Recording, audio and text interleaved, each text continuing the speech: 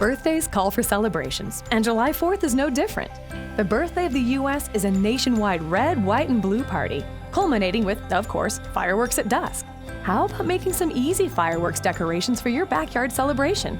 This pool noodle firecracker centerpiece is easy and fun to make and enjoy. These are made with pool noodles. Since they get covered with patriotic scrapbook paper, you can use some you have lying around, or just pick up a few at the dollar store. One key thing to remember when making these fireworks: never apply hot glue right to the noodle. Pool noodles melt. Instead, keep the glue on the scrapbook paper, attaching one end of the scrap paper to the other, not directly on the pool noodle. This works best if you cut the scrapbook paper a half inch or so longer than the length it would take to wrap around the noodle.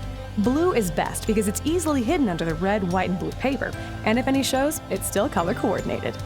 You can make these in a variety of sizes. Just cut the noodle down to the size you want. You can even do a series of 3 or 4, all in different sizes. Cover each one with coordinating scrap paper, tie them together with a red, white, or blue ribbon, and use this set as a holiday centerpiece. It will look perfect on your picnic table at your 4th of July celebration barbecue.